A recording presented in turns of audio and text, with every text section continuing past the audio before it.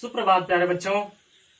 शिवम संकल्प intermediate college बखरीवा अंजानी सोनभद्र के इस ऑनलाइन क्लासेस में मैं दीपक कुमार आप सभी का हार्दिक स्वागत करता हूं। आज हम कक्षा 8 विषय विज्ञान का अध्याय 3 पदार्थ धातु तथा अधातु का भाग 1 पढ़ेंगे। ठीक है, इससे पहले हमने अध्याय 2 तक पढ़ लिया है। अगर किसी भी बच्चे को किसी प्रकार की कोई समस्या आ रही हो उन दोनों अध्यायों में तो आप हमसे संपर्क कर सकते हैं। हालांकि वो दोनों अध्याय आपके प्रथम मासिक परीक्षाओं में भी आ चुका है।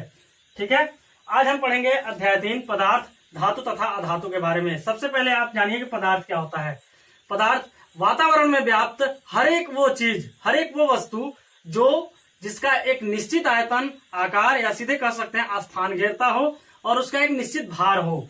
ठीक है, कोई भी वस्तु है वातावरण में वह एक निश्चित स्थान घेरता हो और उसका एक निश्चित भार हो, उसे हम पदार्थ कहते हैं। जैसे ये पेन, बोर्ड, चेयर, कुर्सी, टेबल, मकान, ईंट, पत्थर, कोई भी वस्तु है हमारे वातावरण में, हम स्वयं भी एक प्रकार से आप सीधे कह सकते हैं क्या है, पदार्थ है। जो भी वातावरण में वस्तुएं हैं वो सब क्या कहलाती हैं, पदार्थ कहलाती हैं। समझ में आ गया। अब हम जानेंगे धातु तथा अधातु के बारे में।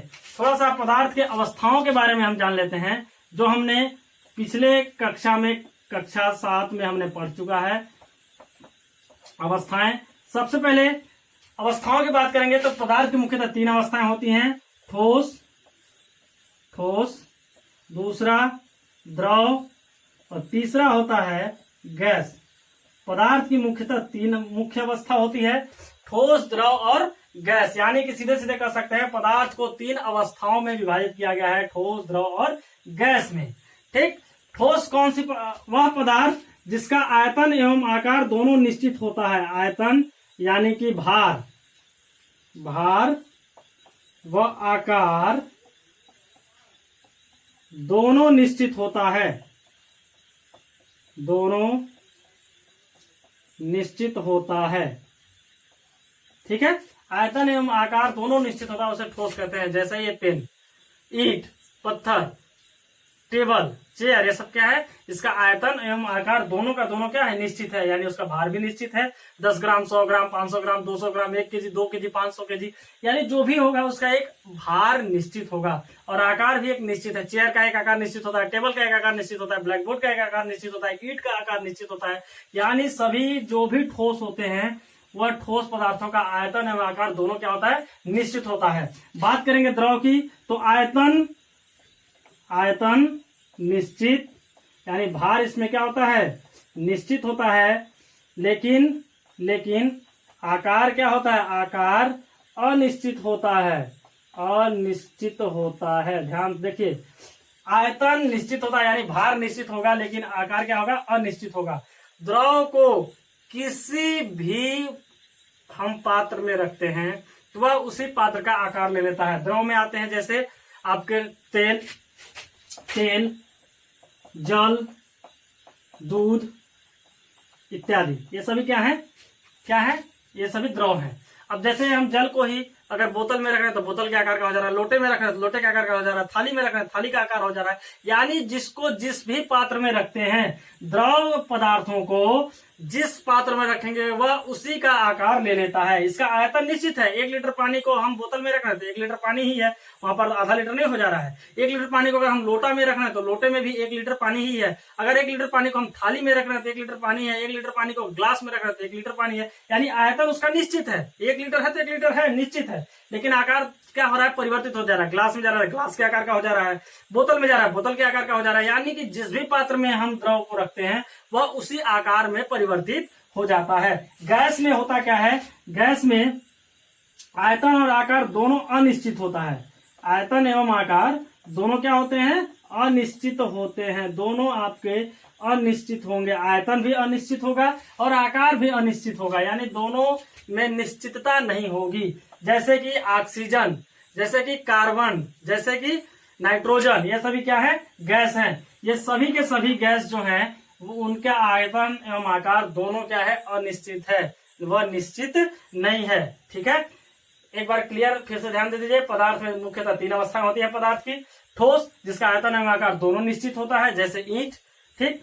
द्रव आयतन निश्चित होता है पर आकार क्या होता है, अनिश्चित होता है। जैसे कि तेल, जल, दूध इत्यादि। गैस दोनों अनिश्चित होता है, जैसे कि ऑक्सीजन, कार्बन, नाइट्रोजन। ठीक है, ये सभी क्या है, गैस है। पदार्थ की मुख्यतः यह 3 अवस्थाएं होती हैं। ठीक, अब हम बात करेंगे थोड़ा सा धातु के बारे में कि धातु क्या होता है। नेक्स्ट देखते हैं, हम धातु के बारे में देखते हैं। डस्टर खोज रहे थे। हाँ, नेक्स्ट हम देखते हैं धातु के बारे में कि धातु क्या होता है। पदार्थ में इस चैप्टर में मुख्यतः हमें धातु तथा अधातु के बारे में ही पढ़ना है। तो सबसे पहले ये जान लीजिए कि विभिन्न धातुओं और अधातुओं का खोज जो होता है, कोई भी धातु तथा अधातु जो है वो हमारे पृथ्वी के पुराने सभ्यता, प्राचीन सभ्यताओं को दर्शाता है। प्राचीन सभ्यता में कौन सी धातुएं चल रही थी, आज की सभ्यता में कौन सी धातु चल रही है, यानी आज आधुनिक में कौन सी धातु चल रही है, पहले के जमाने में कौन सा धातु अधातु का प्रयोग किया जाता था, भोजन बनाने में किस धातु का प्रयोग किया जाता था, किस धातु के बर्तन का प्रयोग किया जाता था, आज किस धातु के पात्र का प्रयोग किया जा रहा है, किस धातु का औजार बनाया जा रहा था, आज किस धातु का औजार बनाया जा रहा है।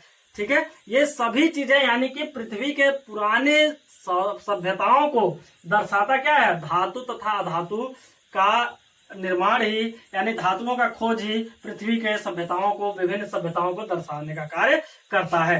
ठीक है, मुख्य रूप से इन धातुओं को तत्व के नाम से जाना जाता है। किसके नाम से जाना जाता है, तत्व के नाम से जाना जाता है। आज तक अगर प्राकृतिक रूप से तत्व 114 तत्व ज्ञात हैं। ध्यान दीजिए, 114 तत्व क्या है, प्राकृतिक रूप से ज्ञात हैं।